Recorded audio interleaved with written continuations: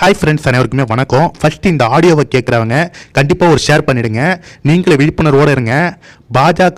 தமிழ்நாட்டில் பாஜகவோட வளர்ச்சியை பொறுத்து கொள்ள முடியாத சமூக விரோதிகள் இந்த மாதிரி வேலையில் இறங்கியிருக்காங்க. தயவு செஞ்சு இந்த ஆடியோவை கேளுங்க. கேட்டுட்டு எல்லாருக்குமே ஷேர் பண்ணுங்க. தமிழ்நாட்டு மக்கள் விழிப்புணர்வோடு இருங்க. ஹலோ ஹலோ சொல்லுங்க.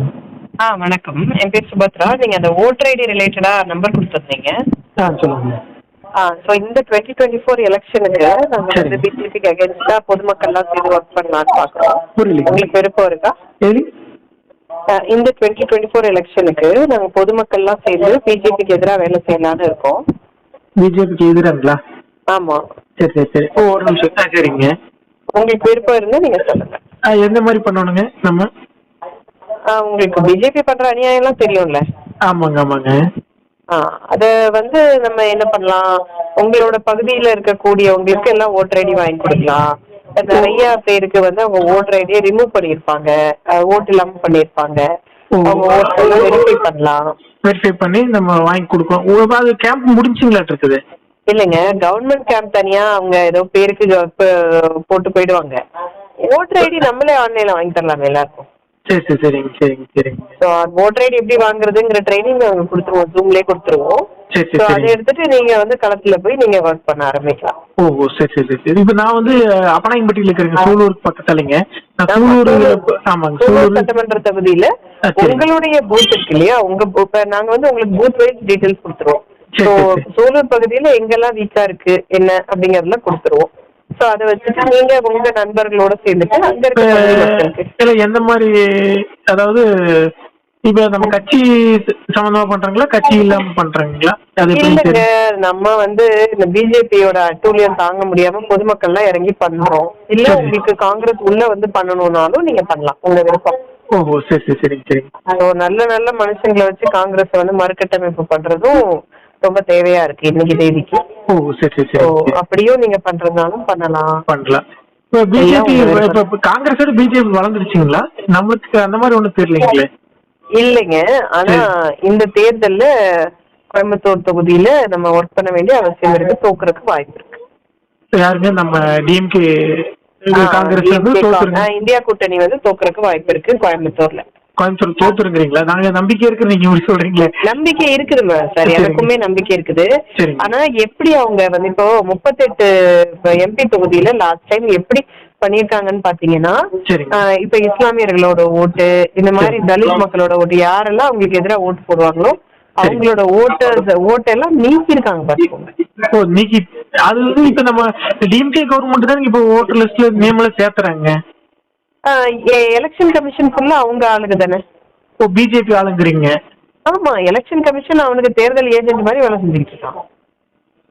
அப்படிங்களா? இல்ல இப்ப நம்ம நண்பர் காலேஜ் முடிச்ச பையங்கெல்லாம் பாத்தீங்கன்னா இப்போ ஓட்டர் லிஸ்ட் சேர்த்த போனாங்க, சேர்த்துறாங்க நம்ம ஊர்ல. எனக்கு அது ஐடியா இருந்துச்சு. எல்லாமே சேர்த்துருவாங்க, அது ஒண்ணும் பிரச்சனை இல்லைங்க. பட் வந்து சைலண்டா உங்களுக்கு இப்ப ஒரு இஸ்லாமிய சமுதாய, இப்ப இந்தியா முழுக்க நான் சொல்றது, இங்க தமிழ்நாடுலயான்னு தெரியல, இந்தியா முழுக்க 38 இடத்துல இவங்க வந்து 6000 ஓட்டு 15000 ஓட்டுன்னு தோத்துருக்காங்க. சரிங்க சரிங்க சரிங்க. Last time Congress தோத்துருக்கு.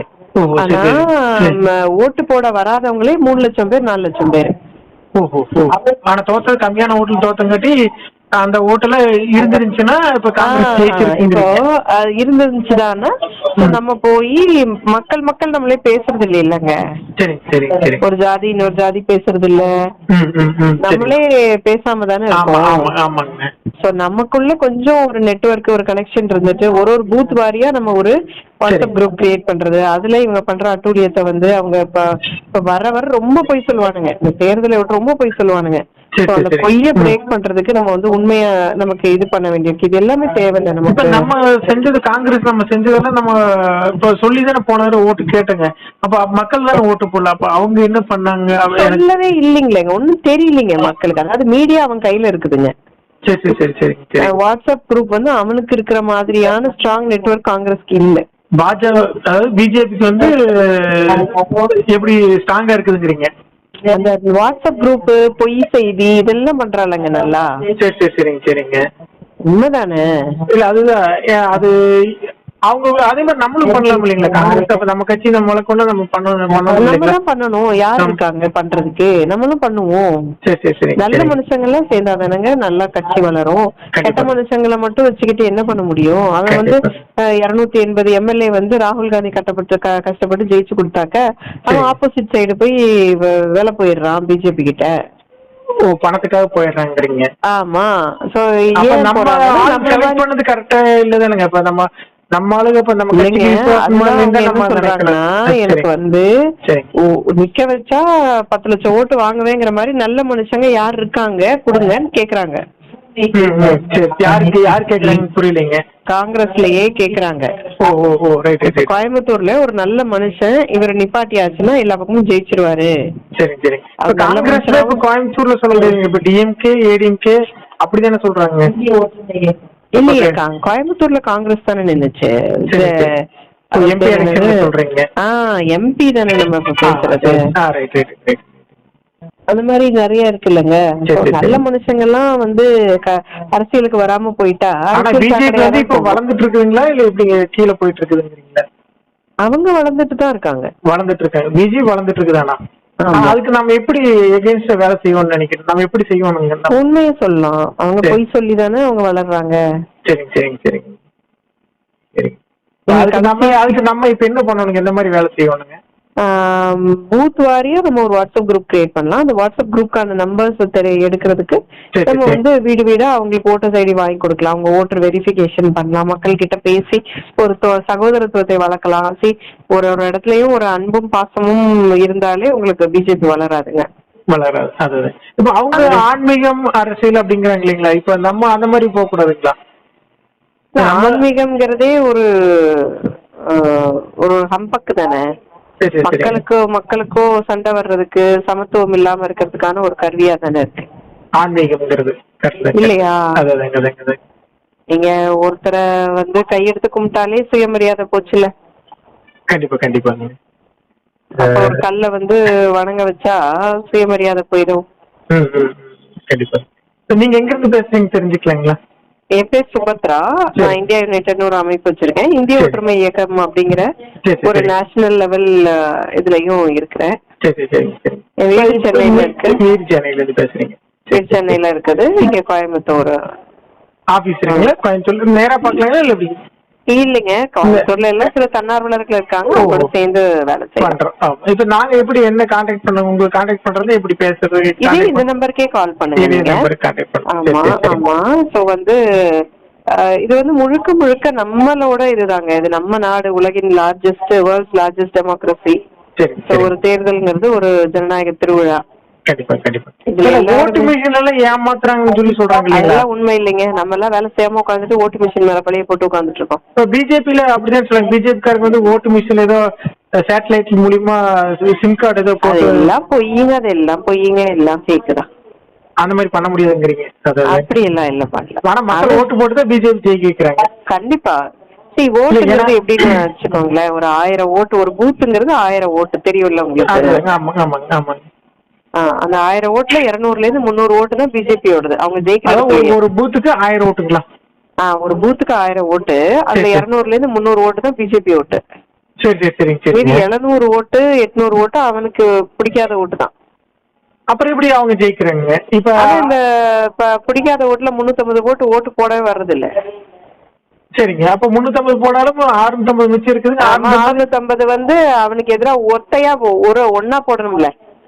ஆமாங்க ஆமாங்க. பிரிஞ்சு போட்டாச்சுன்னா அவங்களுக்கு திருப்பி இப்போ உங்களுக்கு ஏடிஎம்கேக்கு போடுவாங்க, இந்த வாட்டி நாம் தமிழருக்கு போடுவாங்க, எஸ்டிபிஐக்கு போடுவாங்க. அப்புறம் சுயேட்சையா யாராவது ஒருத்தர் வந்து நான் தான் ரொம்ப நல்லவன் நிப்பாரு, அவருக்கு போடுவாங்க. கண்டிப்பா. அப்ப அது பிரிஞ்சு போக அந்த 200 ஓட்டு ஜெயிக்கிற ஓட்ட மாறிடுது. அப்படித்தானே? அப்ப அந்த 200-300 ஓட்டு ஓட் ஷேரே டோட்டல் போலிங்கே 600 ஓட்டு தான் இருக்கு. 50% ஆயிருது. 200 ஓட்டுங்கிறது 350 வரலன்னா 650 இருக்குதுங்க. 650ல 300 ஓட்டு ஜெயிக்கிற ஓட்டுக்கு 350 ஓட்டு வந்து மத்த கட்சிகளுக்கெல்லாம் பிரிஞ்சு போயிருக்காங்க. இந்தியா கூட்டணியில மொத்தமா போடுங்க, நம்ம கேன்வாஸ் பண்ணலாம். நம்ம வேலை. உங்களுக்கு எவ்வளவு ஃப்ரெண்ட்ஸ் இருப்பாங்க, என்ன மாதிரி பண்ண முடியும், நீங்க என்ன பண்ணலாம்னு நினைக்கிறீங்க, உங்களை பத்தி தெரிஞ்சுக்கலாமா? கண்டிப்பாங்க. என் பேர் வந்து பிரகாஷ்ங்க. நான் வந்து அப்பநாயக்கன்பட்டிங்க, சூலூருக்கு பக்கத்துல, கோவை மாவட்டம் சூலூர் வட்டக சுல்தான்பேட்டை ஒன்றியங்க. என் பேர் வந்து SMT பிரகாஷ்ங்க. பிஜேபியில ஓபிசி அணியில மண்டல செயலாளராக இருக்கிறேங்க. சூப்பருங்க. ஓகேங்க, ரொம்ப நன்றிங்க. எங்களை பத்தி நீங்க சொன்னதுக்கு நான் ரொம்ப தெரிஞ்சுட்டேன். ரொம்ப சந்தோஷங்க. கண்டிப்பா உங்களுடைய ஆசீர்வாதம் எல்லாம் இருக்கணும். நாங்க மேன்மேலும் 400 சீட்டுக்கு மேல வாங்கி நாங்க கண்டிப்பா ஜெயிக்க போறோம். அதுக்கு உங்க ஆசீர்வாதம் கண்டிப்பா எங்களுக்கு வேணுங்க. இல்லைங்க, எனக்கு ஒரு கேள்விதான். கண்டிப்பாங்க, சொல்லுங்க. சோ இப்ப வந்து இந்தியாவோட கடன் எவ்வளவு இருக்கு? இல்ல, அதாவதுங்க, நான் வந்து ஒரு அடிப்படை, அதாவது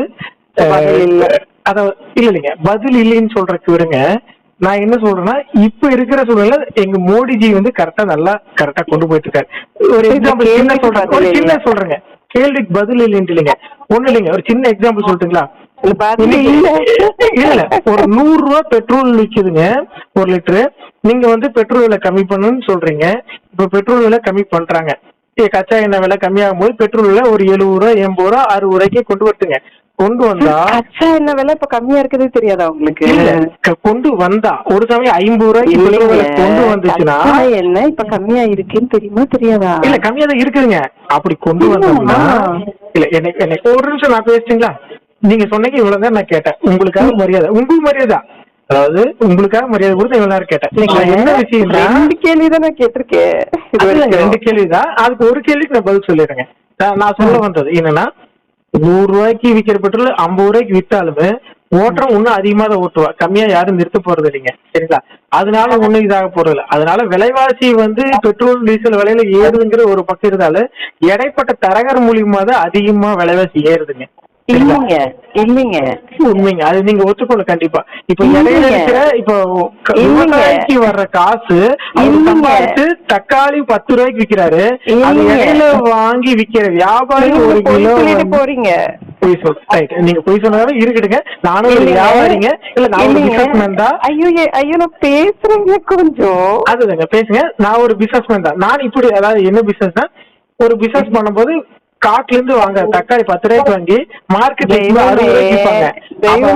பெட்ரோலா வாங்கி வைக்கிறீங்க? இல்லைங்க, அந்த மாதிரி அங்க ப்ரொடக்ஷன் பண்றவருக்கு 10 ரூபா தான் போகுது, வாங்கி விக்கிற இடையில மீடியேட்டருக்கு வந்து பாத்தீங்கன்னா 50 ரூபாய். கொஞ்சம் சொல்லுங்க.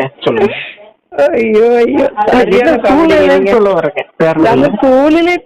நானும் சொல்ல ட்ரை பண்ணிட்டு இருக்கேன். அப்படியே சொல்லுங்க. பெட்ரோல் இடைத்தரகராலதான் ஏறுது அப்படியா? கண்டிப்பாங்க. இப்படி குழந்தையா இருக்கிறீங்க, உங்களுக்கு நிஜமாவே ஏதாவது மண்டையில இருக்குதா இல்லையாங்க? 8 மடங்கு வரி போட்டிருக்காருங்க மோடி. சரி, மோடி போட்டிருக்காருங்க. இப்ப தமிழ்நாட்டுல அதுக்கு பெட்ரோலுக்கு வரி வாங்குறது இல்லைங்களா? நீங்க 8 மடங்கு மோடி வரி போட்டு மோடி வரி போட்டிருக்காருன்னு வச்சுங்க. அப்போ மோடி மட்டும் தான் வரி வாங்குறாருங்களா? ஆனா தமிழ்நாட்டுல அரசாங்கம் வரி வாங்குதுங்களா இல்லையா பெட்ரோலுக்கு? சார், முதல்ல நான் கேள்வி கேட்டேன்னா நீங்க சொல்லுங்க. என்னங்க கேக்குறீங்க குழந்தை மாதிரி? 8 மடங்கு டீசலுக்கு மோடி வரி போட்ட தெரியாதா? வரி போட்டிருக்காரு மோடி. தெரியுமா? வரி போட்டாரு. எவ்வளவு போட்டிருக்காருங்க? தெரியும் உங்களுக்கு? எவ்வளவு போட்டிருக்காருங்க? எவ்வளவு பர்சன்டேஜ்? ஒரு நிமிஷம். தெரியும் உங்களுக்கு மோடி எவ்வளவு பர்சன்டேஜ்? சரி, போட்டிருக்காரு. அது எவ்வளவு பர்சன்டேஜ்? 8 மடங்குங்க. காங்கிரஸ் போட்ட வரி மாதிரி 8 மடங்கு வரி போட்டு. காங்கிரஸ் இருந்த அன்னைக்கு எவ்வளவு வந்து வெளி கடன் இருந்துச்சு, இன்னைக்கு நம்ம மக்கள் வந்து எவ்வளவு கடன் இருக்காங்க, அது எல்லாத்தையும் நீங்க பார்க்கணும். நான் எவ்வளவு கேட்டேன் கேள்வியா? அதுதான் நான் என்ன சொல்றேன்னா, இப்ப 8 மடங்கு வரி போட்டாருன்னு சொன்னீங்க, பதிலுங்க அதுதாங்க எவ்வளவு பர்சன்டேஜ் இல்ல ஒரு அமௌண்ட் இருக்கும் இல்லைங்களா? இப்ப 100 ரூபாய் பெட்ரோல்ல மோடி ஆட்சியில எவ்வளவு டீசலுக்கு வரி போட்டிருக்காங்க? பேசுறத கேளுதாங்க குட்டி. நான் முதல்ல கேள்வி என்ன கேட்டேன்? இந்தியாவோட கடன் எவ்வளவுன்னு கேட்டேன், பதில் சொல்லுங்க. சரிங்க, அது இருக்கட்டுங்க. சரி, தெரியாதுன்னு வச்சுக்கங்க. தெரியாதுன்னு வச்சுக்கிறேங்க. கண்டிப்பா தெரியாது. நீங்க சொல்லுங்க. காமெடி பேசுறாங்க நீங்க. ரைட்டுங்க, எனக்கு தெரியாது. நீங்களே சொல்லுங்க ஒரு வார்த்தை. நீங்களே சொல்லுங்க எவ்வளவு இருக்குன்னு கடன். இந்தியாவோட கடன் எவ்வளவுன்னு தெரியாது. உங்களுக்கு தெரியாது? உங்களுக்கும் தெரியாதுங்களா? இல்லைங்க, உங்ககிட்ட கேக்குறேன், நிஜமாவே தெரியாது. சரிங்க, ஒரு கொஸ்டின் கேக்குறீங்க. சந்தோஷம். ஒரு கொஸ்டின் கேக்குறீங்க, நீங்க வந்து என்கிட்ட கேட்டீங்க, எனக்கு பதில் தெரியாதுன்ட்ட. நீங்க சொல்லுங்க. 2014ல 55 லட்சம் கோடி கடன். சரிங்க. இன்னைக்கு 155 லட்சம் கோடி கடன். 155 லட்சம் கோடி கடன் இருக்குது. கடன் இன்க்ரீஸ் ஆயிருக்குது. 2000 எத்தனை வருஷத்துல சொன்னீங்க? 2000 கேக்கலையா? 2014 சொன்னீங்களா? கேக்குது. சரிங்களா. இப்போ அந்த 10 வருஷத்துல எத்தனை மக்கள் தொகை இருக்கு, எவ்வளவு வந்து நம்ம பொருளாதாரத்துல முன்னேறி இருக்கிறோம், எவ்வளவு மக்கள் எவ்வளவு பயனடைஞ்சிருக்காங்கன்னு அந்த பயன் அடைஞ்சவங்க தான் சொல்லுவாங்க. சரிங்களா. நம்ம வந்து சரிங்க, சந்தோஷம். அதாவது காமெடி பீஸா இருக்கிறீங்க. இருக்கிறதாங்க, சந்தோஷம். நீங்க சிரிக்கிறீங்க, அது வரைக்கும் சந்தோஷம். நீங்களே என்னங்க இவ்வளவு கோமாளியா இருக்கிறீங்க? நான் வந்து ஒரு 100 லட்சம் கோடிய அவன் வந்து கடன் வாங்கி வச்சிருக்கிறான். அங்க பெட்ரோல் கச்சா எண்ணெய் விலை குறைஞ்சிருக்கு, அவ்வளோத்தையும் வரிய போட்டு ஆட்டைய போட்டிருக்கிறான். இங்க தமிழ்நாடு அரசு வாங்குறது இல்லைங்களா? வரி வாங்காம அப்படியே கொடுக்குறீங்களா? இப்ப சென்ட்ரல் கவர்மெண்ட் மட்டும் மோடிஜி மட்டும்தாங்க மொத்த கடனை குறைச்சிக்கிட்டு வருது. வரி வாங்கலீங்க இல்லங்க, அதாங்க சொல்றேன். மோடி அரசா எப்பவுமே மத்திய ஒண்ணும் பிரச்சனை இல்லைங்க. வணக்கம். இந்த எஸ்எம்டி பிரகாஷ்னு சொல்லி ஒருத்தர் நம்பர் கொடுத்தாரு, உங்க ஆடியோ வைரல் ஆகிட்டு இருக்கு யூடியூப்ல. அதை ஃபோன் பண்ணி டீட்டெயிலாம் கேட்டீங்களாமே, சொல்லுங்க மேடம், என்ன டீட்டெயில் உங்களுக்கு வேணும்? ஒரு டீட்டெயிலும் வேணாம் சார். Thank you sir. இல்லை, நீங்கள் தான் பேசுனீங்களாமே பிஜேபிக்கு எதிராக வேலை செய்யணும், என்ன என்ஜிஓலாம் வச்சுருக்கோம், இணைந்து வேலை செய்யணும்லாம் சொன்னீங்களாமே. ஆமாம் சார், இவன் பண்ணுற அட்டூழியத்துக்கு பின்ன பிஜேபி எதிராக வேலை செய்யணும். யார் பண்ணுற அட்டூழியத்துக்கு? என்ன சார்? யார் பண்ணுற அட்டூழியத்துக்கு? பிஜேபி பண்ணுற அட்டூழியம் தான். என்ன அட்டூழியம்? இந்தியாவோட கடனை 55 கோடியிலேருந்து 155 கோடி. எத்தனை கோடிக்கு விட்டு போயிருந்தீங்க? 55 லட்சம் கோடி சார். யார் விட்டு 155 போயிருந்தா? லட்சம் கோடி சார். எத்தனை வருஷமா இந்தியாவை ஆட்சி பண்ணீங்க? காங்கிரஸ் எத்தனை வருஷமா இந்தியாவை ஆட்சி பண்ணீங்க சார்? ஒரு 60 வருஷம் இருக்கும் சார். 60 வருஷமா என்ன பண்ணீங்க? 55 லட்சம் கோடி தான் சார் கடன் வாங்கியிருந்தோம். நீங்க எதுக்கு 55 லட்சம் கோடி கடன் வாங்குனீங்க? ஒரு 10,70,000. நேரு முதல்ல போட்டியிட்ட தொகுதி எது? எந்த தொகுதி? நான் சொல்றதை கேளுங்க. நீங்க தானே அரை மணி நேரம் பேசிருந்தீங்க அவர்கிட்ட. நான் பேசுறது கேட்கறதுக்கு பதில் சொல்லுங்க. தயவு செஞ்சு இந்த ஆடியோவை கேட்குறவங்க எல்லாருக்குமே ஷேர் பண்ணிடுங்க. பாஜகவோட வளர்ச்சியை தமிழ்நாட்டில் பொறுத்து கொள்ள முடியாத சமூக விரோதிகள், தேச விரோதிகள் இவ்வளோ கீழ்த்தரமான வேலையில் இறங்கியிருக்காங்க. இந்த ஆடியோவை கேளுங்க, கேட்டுட்டு எல்லாருக்குமே ஷேர் பண்ணுங்கள். எல்லாருமே விழிப்புணர்வாக இருங்க. தமிழக மக்கள் வந்து புரிந்து கொள்ள வேண்டும். பாஜக தமிழ்நாட்டில் வந்துருச்சுன்னா இவங்க ஊழல் பண்ண முடியாது, எந்த ஒரு கொள்ளையும் அடிக்க முடியாது. ஏன்னா தமிழ்நாட்டில் 4 தொகுதியில் ஜெயித்த எம்எல்ஏ வைத்துக்கொண்டு பாஜக திமுக ஊழல் செய்யும் அமைச்சர்கள் கண்ணில் விரல விட்டு ஆட்டிட்டு இருக்கு. தற்போது பொன்முடி அவர்களும் தற்போது வந்து பார்த்தீங்கன்னா இந்த ஊழல், இந்த சொத்து குவிப்பு வழக்கில் இப்பொழுது பதவி பறிபோகும் நிலையில் இருக்காரு. செந்தில் பாலாஜி ஆல்ரெடி கைது பண்ணி உள்ள இருக்காரு. இப்படி தரமான சம்பவம் பண்ணிட்டு இருக்கும் பாஜகவை தமிழ்நாட்டில் திட்டமிட்டு வளர விடாமல் இது மாதிரி கீழ்த்தரமான வேலையில் இறங்கிட்டு இருக்காங்க. இந்த ஆடியோவை கேட்டுட்டு தயவு செஞ்சு எல்லாருக்கும் ஷேர் பண்ணிடுங்க.